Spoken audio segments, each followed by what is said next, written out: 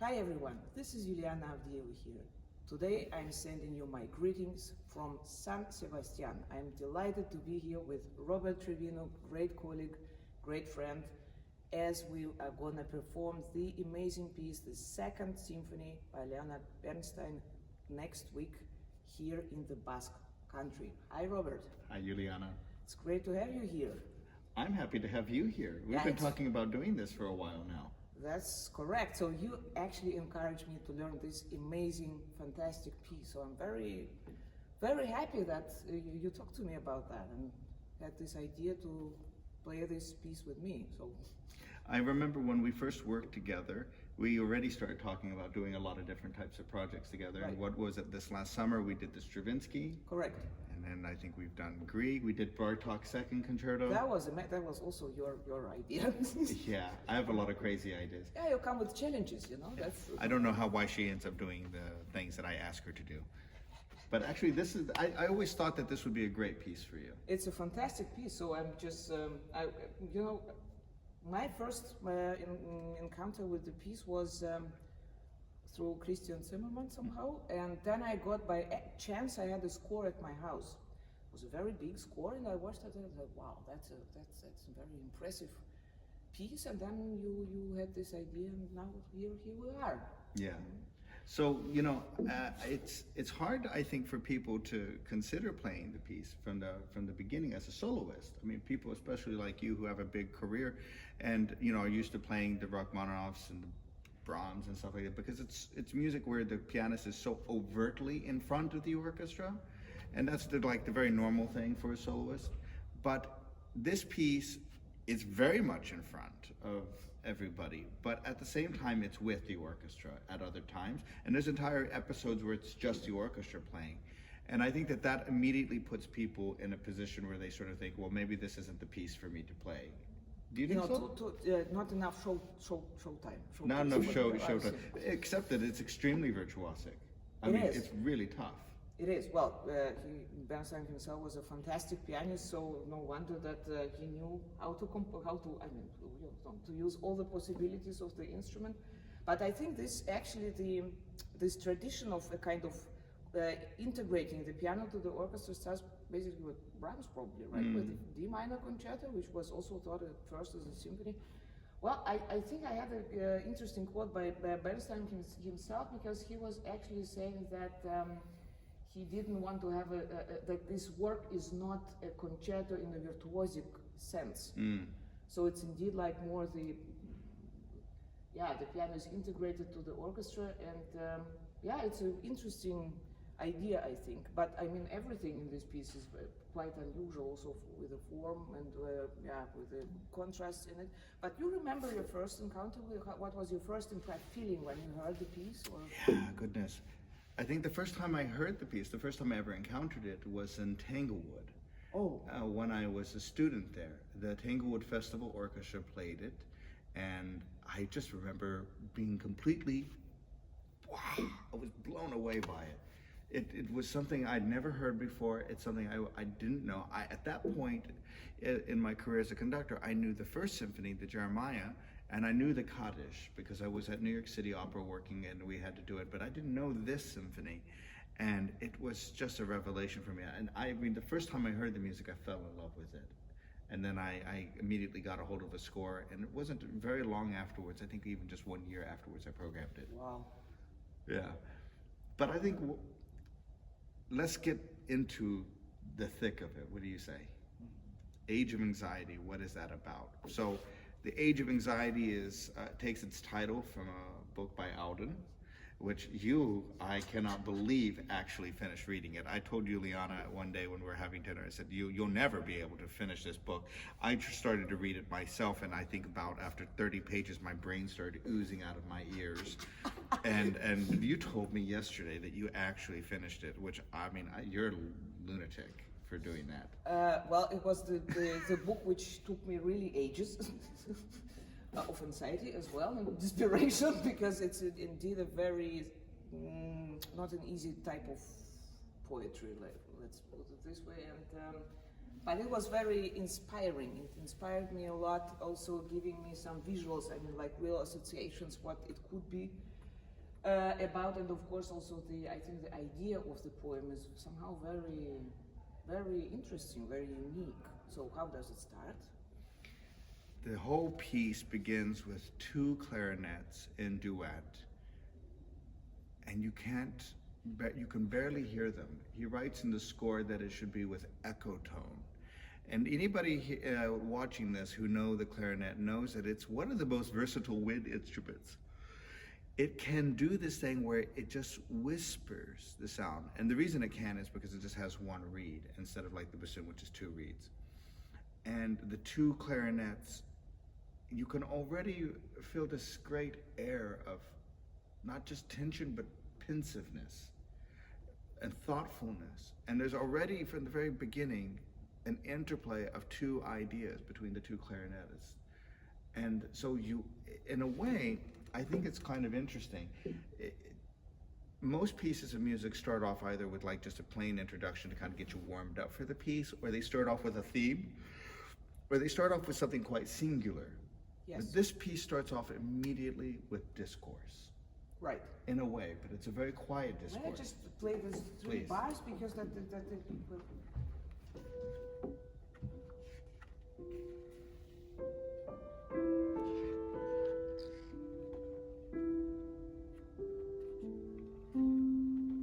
I think also this is so painful from the very beginning. It starts with the dissonance, with the track. Yeah. It feels already. Well, in the book, the beginning is that the four characters, four people, four protagonists who do not know each other, so one girl and three boys, are sitting at the bar, three men, and in the bar in the 3rd Avenue. They do not know each other, so but they hear the news on the radio about the war. So the book was also written during the Second World War, and so these four characters are thinking or reflecting about their own lives, and at the same time about the entire situation of the feeling of the mankind, right? It's not only that, but also the whole question of existence and purpose as a human being. Yes. I mean, actually, I wrote in my score, faith has become a problem in these times. 1948. And faith, not in the sense of religiousness, but faith in humanity, faith in yourself, because with so much death and destruction, it's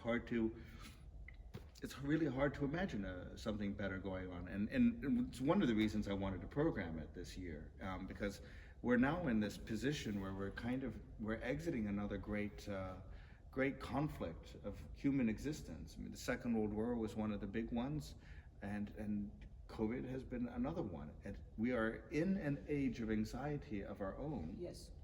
And we're trying to deal with that. We have instant discourse here, and I think that we still see that. We have internal discourse. How many of us were talking about that? Yeah. During the pandemic, about how much we feel isolated and what does that mean, and sometimes we said we want more time for ourselves, but we realize how amazingly horrible our lives are when we're just alone.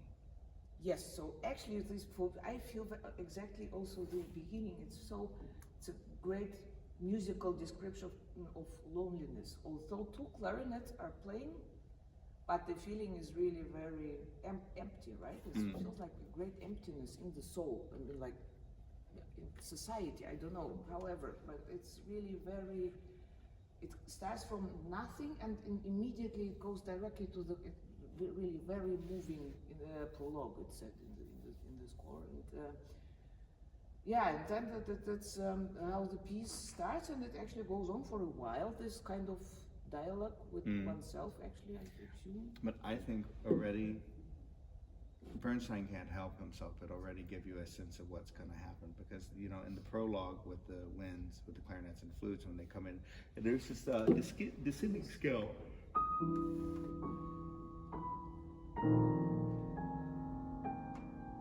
It's the same one which I will be playing later. The kind of descent into the subconscious, kind of the idea of this. Yes. But what is amazing for me is when the first duet is finishing up here, and right before you come in, right afterwards. So do you mind playing it for them? Sure. Because I think after all of this sort of very echo tone business in the clarinet and then that descending line.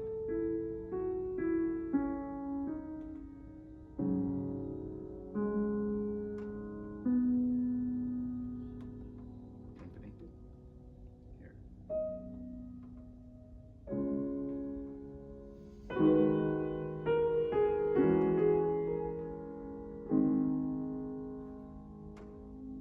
Question? Yes, and he writes a small.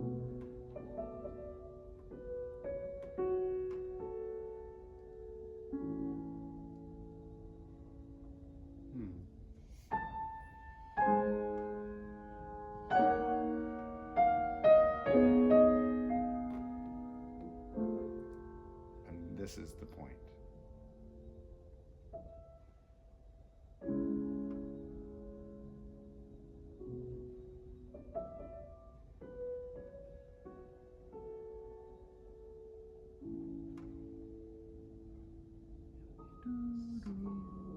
And then we go further into the subconscious. But I mean, the whole opening of this piece just basically tells you what it's all going to eventually be about. And that minor chord, and we were talking about this at great length. I mean, you can't help but feel so unbelievably lost and alone in this moment. And yet, at the same time, it's so unresolved that you don't feel like it's the end. It's not resigned, which is the word you and I keep coming back to, resignation. Right. Had a long conversation about this with the resignation, because there are actually Bernstein marks. He gives quite many marks about the character of the of each variation or each part. And for instance, here in the piano it says pure and singing, which is actually very interesting, right? Pure and singing. And he uses it again in the last moment. Yes. Every time. It's already, he already has the whole conclusion of the symphony in his mind very clearly. Yes. Oh, I love the ending. It's so good. So this first, this first part, it's actually also similar as in the book. It says 7 ages, so it's the first part of the first movement. Let's put it this way. So basically, these are variations, but there is no real theme, right? So it's actually kind of free improvisation. Sometimes he takes over some motifs from the previous variations and develops them, and so it's a kind of free. Yeah, I don't know. Yeah, it's not a formal type of theme and variation thing. No. I mean, what he takes over and what he decides to give attention to, it's very, sometimes it's just an interval, sometimes it's a large musical idea, and it takes so many different characteristics. I mean, you have like the 5/8 variation, which is completely light compared to the variation which comes before it, which is this very heavy one in the string. Yes, but he takes it, I mean, this motif from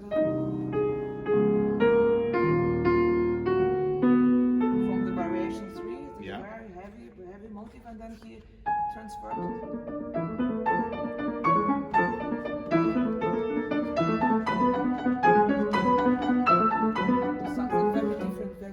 Very playful, right? I mean, and that's exactly it. I mean, this thing starts getting out of hand pretty quick, you know. And especially as a conductor working on this music with the orchestra, I find that I'm always having to think about where do I allow it to go and where do I have to hold the horse back. Because like that seems like okay, but then the next variation, you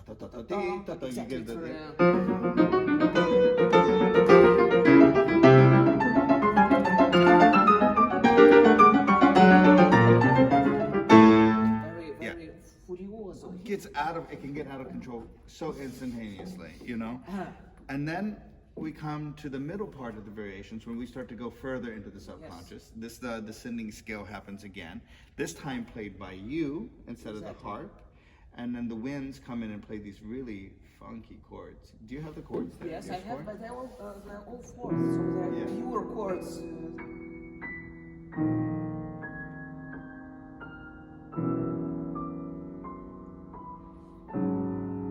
Flute and clarinet.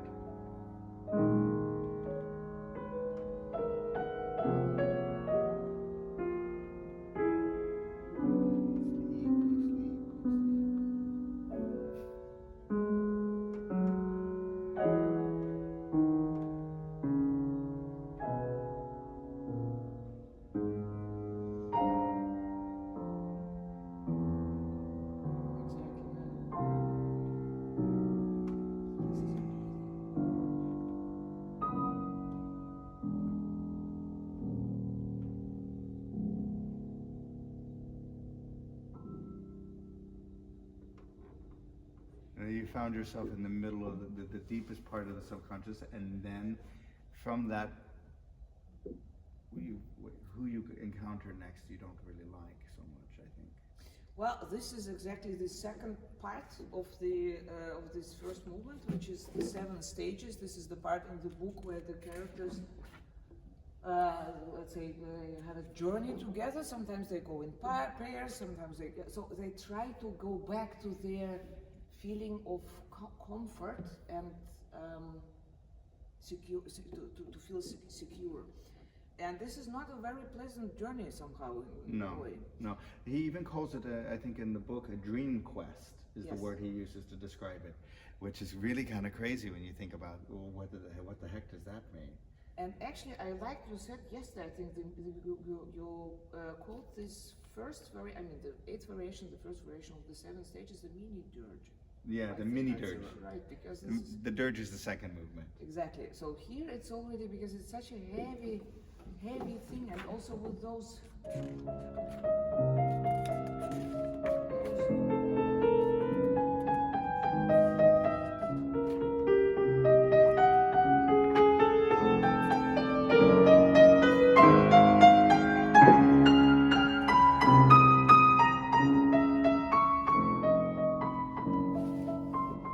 there's not much sunlight in that.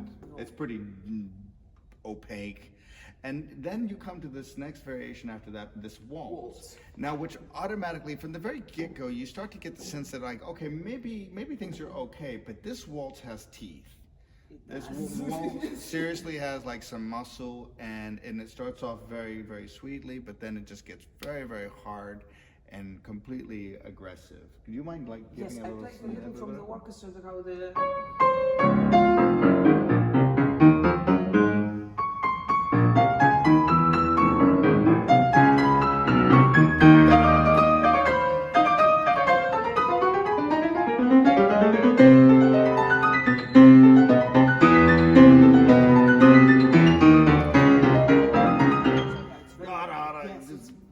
monstrous.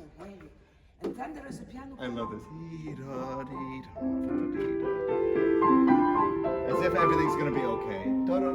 With the flute. Yeah. But even then, very quickly, yes, that it is goes not out of really- control again. Yes, and it's the next variation, which is indeed also again taking over from the motif of this one. This is really very. And it's a little bit like a word game, you know, Yes. because Bernstein family, they always used to play these word games where you know take the last letter of the word that you say, and then you have to say the next word, and there are all these weird rules. I mean, it was like interesting that Bernstein, when he was traveling, he always kept in his luggage a dictionary, a big one, and this before the days of getting charged for extra luggage, so I think it wasn't a problem. But anyhow, he was always interested in words, and so in this variation, I find it to be like two very, very witty people arguing so quickly that almost the other voice doesn't hear the other one, but it turns out that they do. But it's a pretty. This is a good example for that, actually, because we have a canon.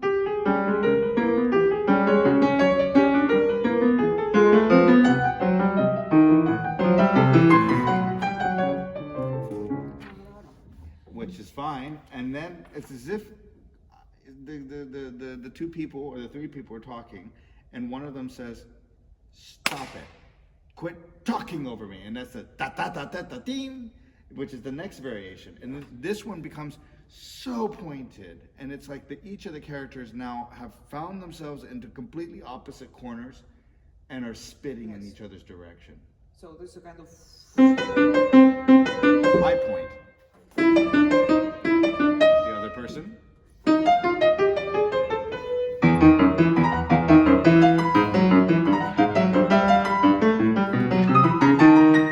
And then the orchestra takes over first the strings, and then the flute and bassoon, right? Yes, and all of it just keeps building up, and then you have the next variation, which is just again now no longer is the canon being heard like one after the other. Now they're completely stacked on top of each other at the same time. So they're literally shouting at each other, saying completely different things at the exact same moment. Yes, and it accelerates. The entire thing is somehow accelerating, right? So that in the next, it is already quite fast because then we started.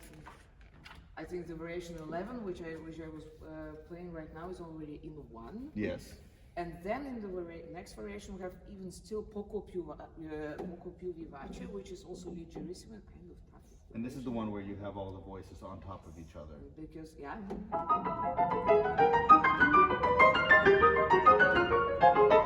Kind of tricky thing. And also, I always feel a little bit, I don't know why, but I feel that music is a little bit from the nuclear age.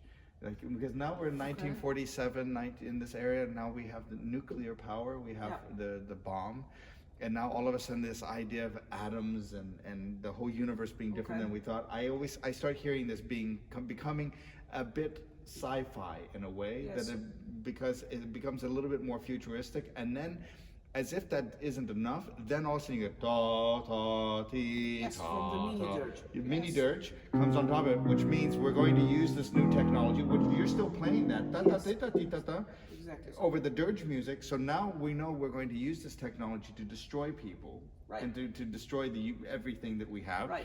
And the anxiety, which we started off with a nice conversation, has now just come on top of each other more and more, and it just gets completely out of control. Yes, and in the end, it's really kind of, I don't know whether it's a distraction or just an explosion of this climax.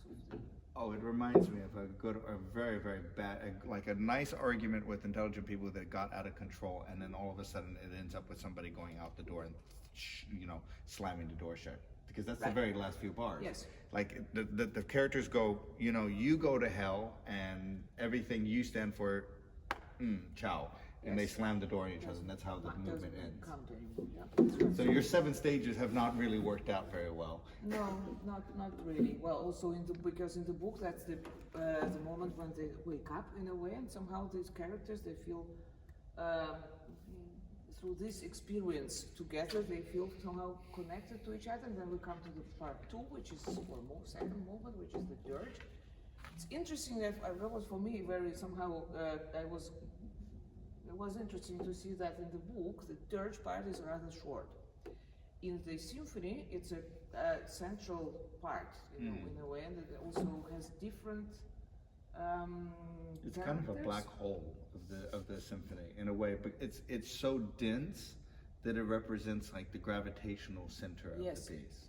And also Bernstein is using here another language, 12-tone technique he uses in the beginning, also in the piano part. So, but basically, it's in the beginning it's March. Am I right? Well, I feel for me this feels like March.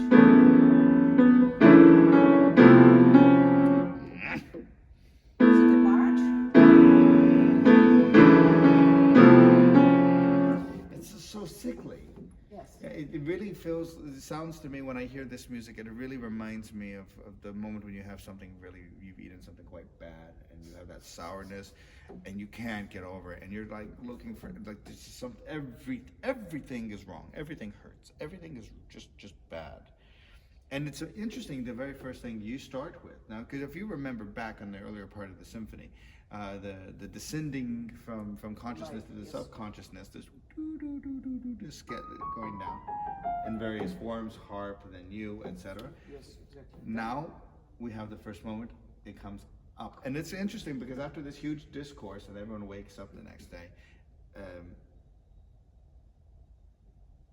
the lack of tonality means that after the discourse, whatever sense of faith and whatever sense of what is reality has now been lost completely. Now we are in unknown territory. The bomb has gone off. The war has happened. We've seen mass murder on a scale that we've never seen before. We've seen countries which we thought would never fall. We saw things that we never thought would happen in human existence happen not only a little bit, but in grand fashion. And after this discourse and everyone wakes up the next morning, the air is different. There is no tonic. There is no tonality anymore. There is no home. Our home of earth has been radically changed. And I think I get that from the first few bars. Yeah.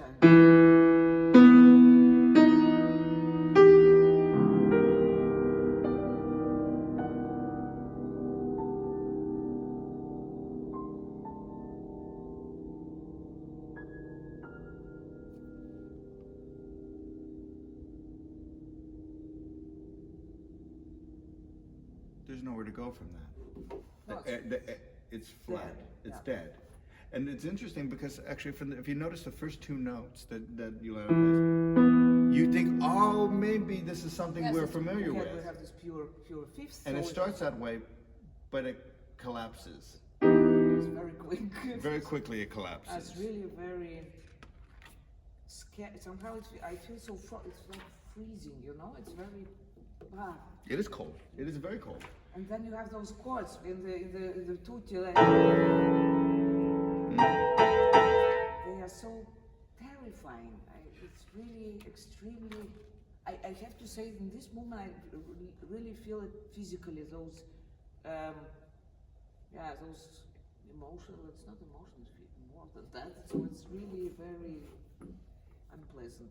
I mean, in a good sense, in an artistic sense.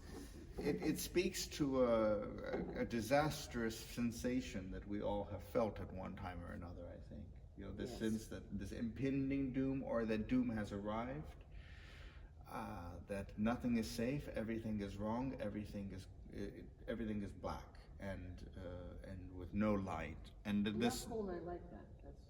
Yeah, and if you can you play for them the central orchestra? You mean the one I started now? Yeah. I play, so After that, the big culmination after the cadenza. you mean the one? Yeah, You mean that Yeah. one?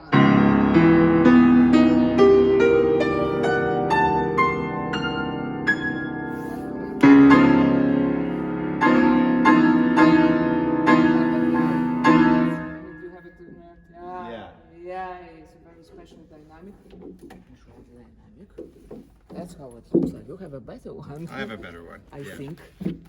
So you can see here on the score, maybe. Can they see it on it? Yes, sure. You see these big crescendos. So the winds are sustaining, and they have these vomitings, and then you have these heart attacks in the strings. It's, I mean, absolutely violent. It's so dissonating, right? Wow. It's irregular, unpleasant. But before that, there is another big contrasting pattern, which the viola. Yes, which is yeah. already again a link to the future. With those, let me show just a little bit. Please. I played from, from where? I played from 4 after 5. For those of you at home.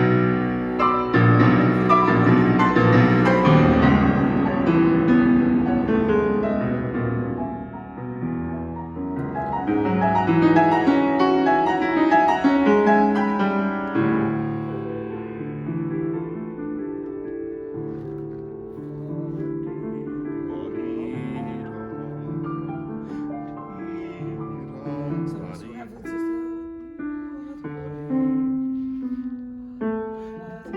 It's so beautiful. You always play that, and the piano is having those thirds.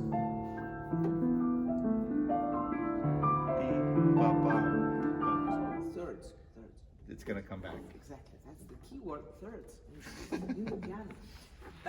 Yes. So, and after this kind of calm moment, or again kind of dreamy, or reminiscence, whatever, about something,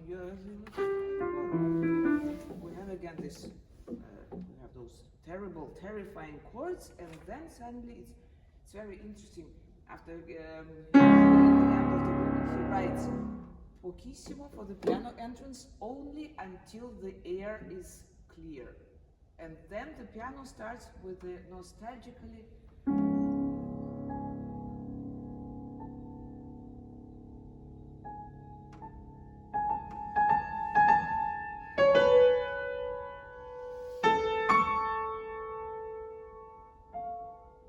Maybe hope here, right, with those major. And then, but And then then- the orchestra plays this wacky chord. And then there is a chord again with the previous chord. No, I cannot play all the notes.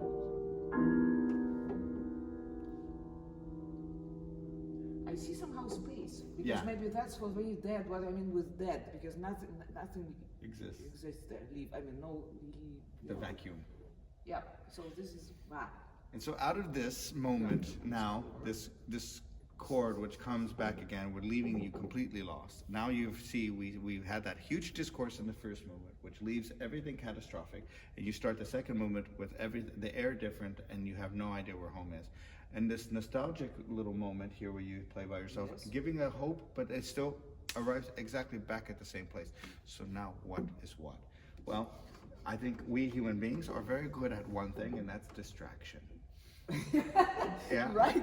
And that's what comes next, because I mean, in the story, they wake up from this, from the blackness of their discussion, and decide to turn on the radio and have a little party and a swing dance and start drinking and flirting and Fun, yes. be, bacchanalian, be lustful people, and which is totally fun, and also consequently creates the most difficulty for the soloist at this point, because this is really hard. This is the amazing part of the symphony. It's called the Masque. It's written for piano solo and the percussion group. Well, how many people? It's like 5, 2, 3, 4, 5, 6, 7. I lied, 7. And we have some harps. We have celesta. 2 harps, a celesta, and a double bass. So it's a real jazz group. Very cool. Yeah, very, very cool. So the piece starts off with this very Leroy Anderson woodblock. It's like doochie doochie doochie doochie doochie doochie doochie doochie doochie doochie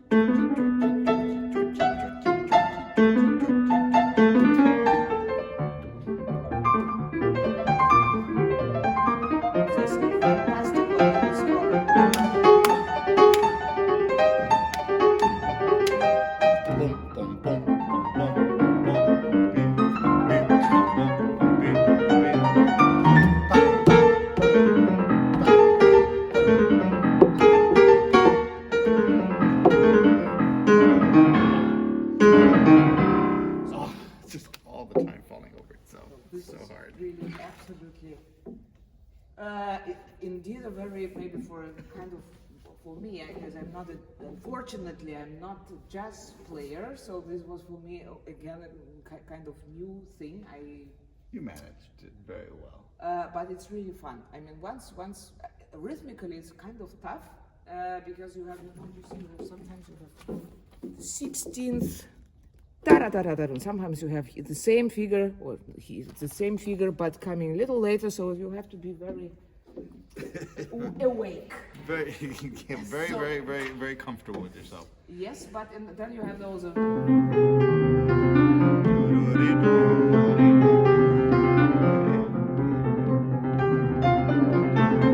this is a very Bernstein thing. The celesta is playing.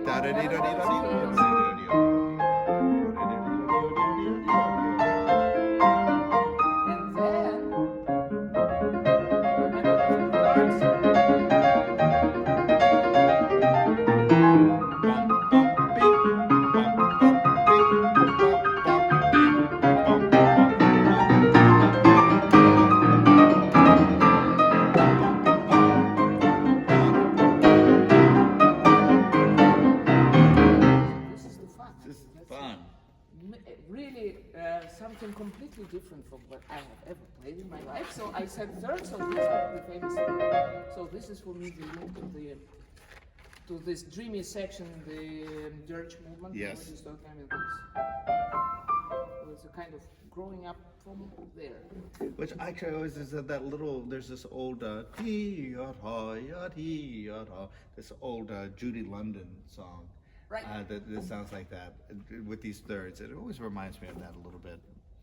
But this music, as fun as it is, fades away. The party ends, and you're left with this other piano on stage, the pianino, which is basically an upright piano, playing this da da da da da da da da da, and then the trumpet comes out dee da da ti.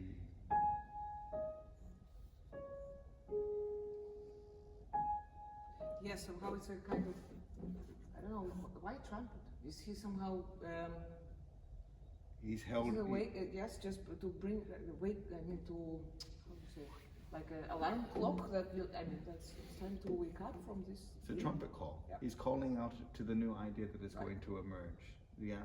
It's somehow after this variations, after the dirge, after the party, the answer starts the answer to the age of anxiety, the answer to existence starts to emerge, which is very funny because, and we talk about this like for forever about this in this piece because philosophically it's like very rich and very interesting. But it turns out kind of all along maybe the answer was always kind of present, and the last moment is really dealing with that. I mean, the answer isn't. The question isn't as important as to exist, which gets us into the whole last moment, which is like just incredible. So from the very get-go, once this music transitions out, we get back to the dirge music, which is played by the strings. After the little pianino music comes in, it's dum dee ya da dee ya da ya.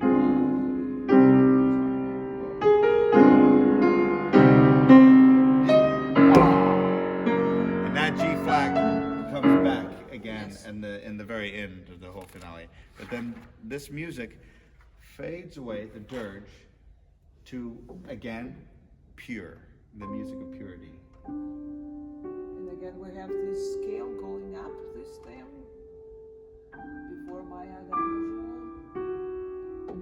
it's somehow a light after and then the piano comes with one very beautiful. Do you notice also what happens in the celesta part? That do so, do so. It's the opposite of the dirge, which starts with the da dee, but then goes to the 12th tone. But now it goes dim bom, dim bom. Yeah, you're right. You're right.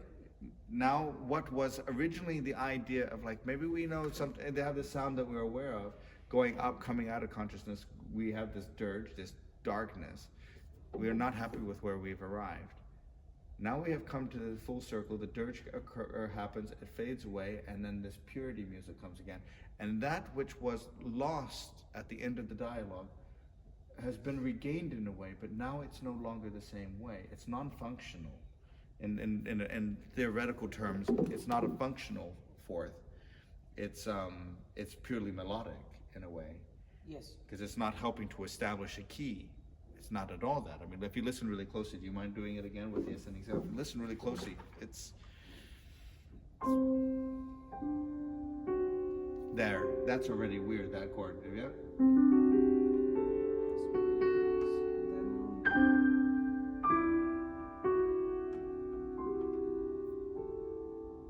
And we end up always there at the end, like that. And the piano comes in. The dirge music. Also the dirge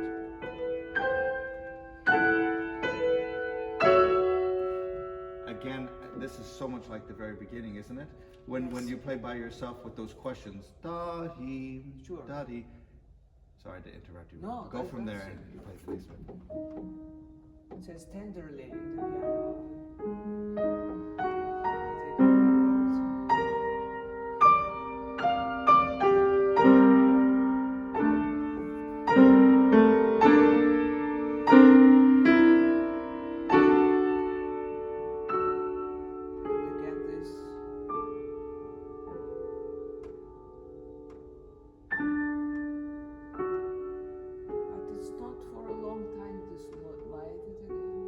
Adagio come prima.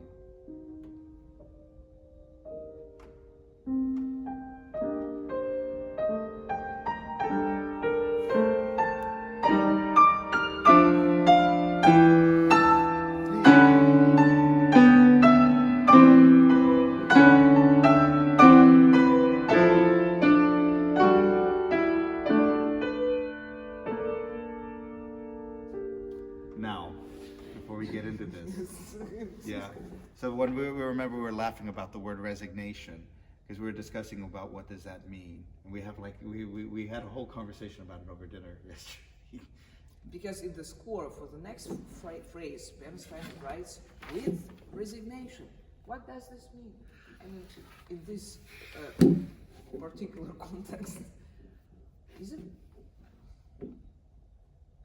Well, I think I found also kind of his own comment about that, saying that for him it's a kind of that the two characters in the book in the end that they somehow find the way through this difficult long way. They find this faith, but they cannot really apply it to their casual day. So it's a really blind acceptance of something what exists in general, but what they personally cannot really Quantify. believe. Yes, exactly. Yeah. So we were discussing whether resignation is like to give up. So it could be, and also I kind of also think, and this is a kind of a fun thing. It's funny because if you think about it, we're debating a word, and yet we deal with the art of sound, which is completely ambiguous. And of course, the pieces like this, which are exist at the intersection between the written word, like the Auden book, the written word, such as what is in the score, the written word, which are the tones, but then the abstract of what do those tones inspire or make us associate with, which are actually judgments and biases of our own. Sure. You can play a C major chord and people will think 12 different things depending on the context and who you're talking to. But all of that aside, I also think my place was thinking, well, resignation is also acceptance, which is a bit more. Maybe it's because I'm also an optimistic guy by nature, and I have to be that way. I have to believe in the intrinsic goodwill of people, and that things will get better and people will do better together. And even though we have lots of examples, and the more you look for the examples of the negative, you'll find them. There's no shortage of them. But there's also millions more examples of the greatness. But even all of that being said, I think that this resignation here, this, you know what it is? It's always the B flat that gets me, by the way, in the left hand. Because if you look very closely on the beginning of this Adagio come prima, I think you should play it without me talking about this. If you listen here on this third beat, if you can just stop on it. This one. There. So in the context of all of this, it's kind of E flat major, which is the key of the hero. Sort of, ish. Yes. With the weird F in there and some other weird things. Yeah, it's not exactly, it doesn't really, none of this piece fits into any box. But it's wanting to be a hero. You could imagine if you got rid of that F in the bottom, it would be very easy.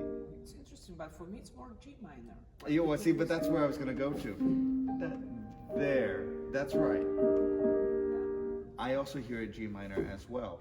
I hear and this is the thing, like, is it E flat major with an F? Is it G minor with, a D? E flat, yeah, I know. And E flat, and which one is it? And I think it's both. It's both things. And that's one of the things that I really love about this piece, and especially from this point on, because the ambiguity only gets bigger and bigger.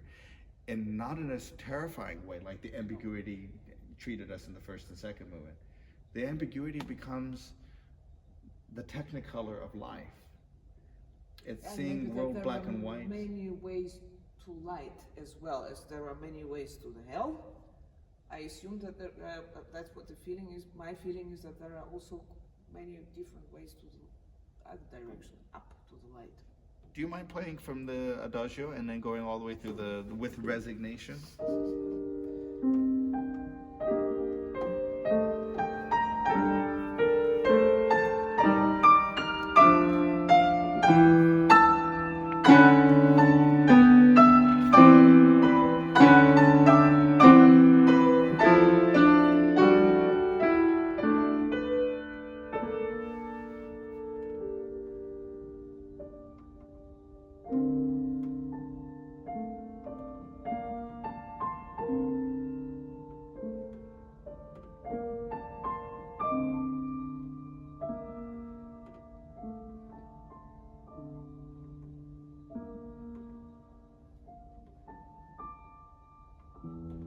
Hear the magical, the orchestra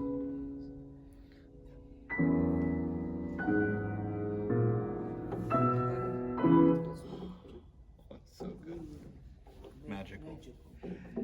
And then this music builds up again, and again the orchestra starts to say, again, as if we have arrived at a conclusion about all of this. And we think that the piece will end like that, just peacefully accepting, resigning to the ambiguity, if you will, to the anxiety. The orchestra builds up, da dee da ya pa pa pi ya pa pa pi pam, and then comes a cadenza.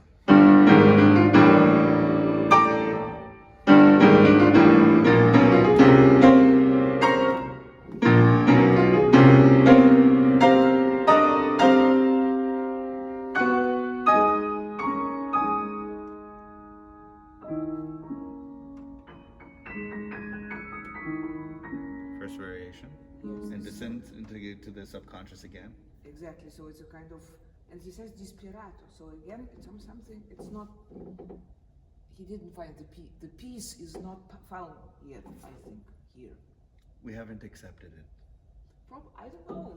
Maybe not. Maybe it's never going to be accepted. Right. That's of course another option. And then again, the piano comes with the.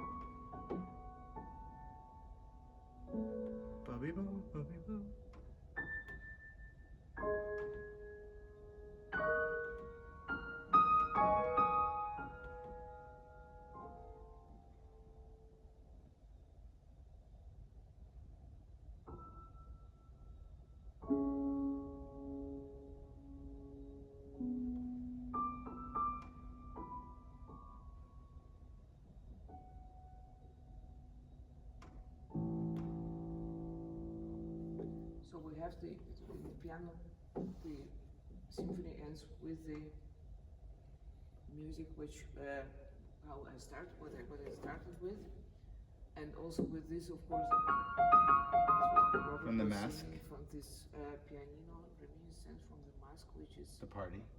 yeah. So Memory of the party, which is nice. And also, there's something I always remember. One of my teachers, David McGill, told me. He always said, "What is music? It's sound in motion. If you just have a sound, a hold, it's not really music. It's Sure. when it has some motion to it, a connection to something else. But the thing, if you permit me to get super metaphysical for a moment, please. the thing that makes our art form so tremendous, in my opinion, is that it operates very much in the same realm as our temporal existence as human beings. What do I mean by that? We come from nothing into the world, and we have a drama, an existence, a story, whatever it may be, and we go back to the silence that we come from. Now we have a million ideas of what comes after that. Some people think that there's nothing, some people think that there's everything, some people think there's Jesus Christ, Muhammad, Buddha, your grandparents, that you're part of the cosmos, there's whatever, yeah, spaghetti monster in the sky even, some people think that, jokingly though. But we go back to the silence. And music is exactly that. I mean, even though we can make recordings, the concert hall starts silent, and from nothing, something is created, and it follows its own internal logic, its own drama, its own proposition, only to return to the same silence which it came from. It could be said to have never existed, in fact. In fact, you could say the Bernstein Symphony No. 2 does not exist.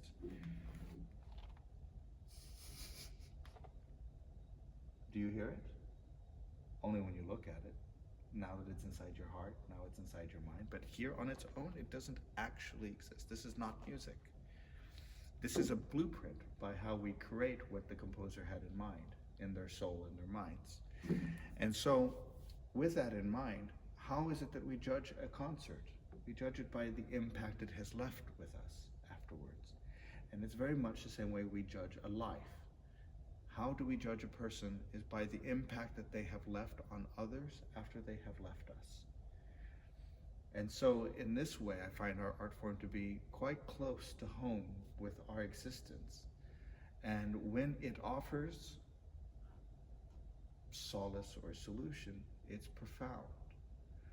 But it also, like one of the great, many great sculptors who would tell you, you know, it's not about making a stone into a shape, it's seeing the shape which was in the stone to begin with, hearing the sound which was in the silence to begin with. And somehow, Bernstein writes, one of the most impactful moments in the entire symphony is this. Lunga, fermata, silence, silencio. It's true crafting of sound, is to craft the silence that also is part of it. So to craft our beginning and our ending is to help us define what we are. And it is amazing that in this moment in the piece, that when this silence comes, Bernstein returns us back to the beginning with this minor, which we can't help but be slightly broken by it, but also after the journey we've been through, also somehow resigned to it, accepting to it. And it's that silence. Do you mind playing just that passage again before the silence? Sure.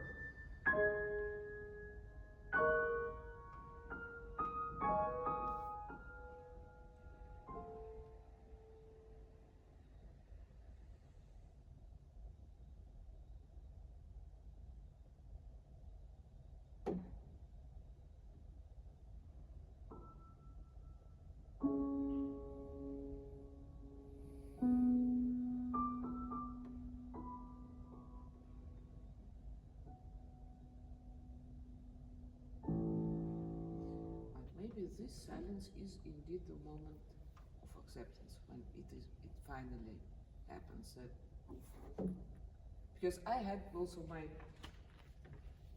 thoughts about, you know, this disperato after with resignation, but somehow maybe indeed the acceptance, the real acceptance, happens here in this fermata, in this silencio bar. That makes sense to me. For me, we can talk about a lot about what comes after life and what the purpose of it all is, but how beautiful is it just to accept what we have, and that the people we can spend the time with, the sounds we can enjoy, the things we can eat, the sun we can feel, the cold, the hunger, the pain. To feel is to be, and so there will come a point in which you don't. So even with all this anxiety, it is yours to have, and you should embrace it. You should accept it and resign to the fact that it is only the next step of the drama in a way. Yeah. And it's beautiful. I mean, it's quite remarkable, the whole ending with the orchestra. Yes. It's grand.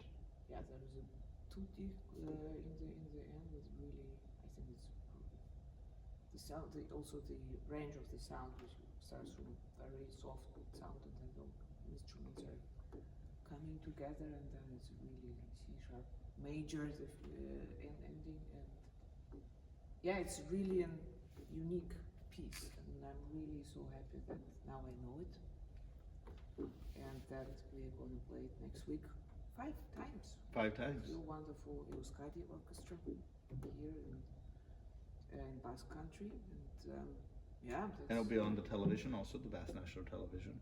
So for a we'll delayed. let you know when this will be broadcasted. And Robert, thanks a lot for your time, for your inspiration, for just for this conversation, and really looking forward to perform the Second Symphony by Bernstein with you. Me Thanks too. a lot.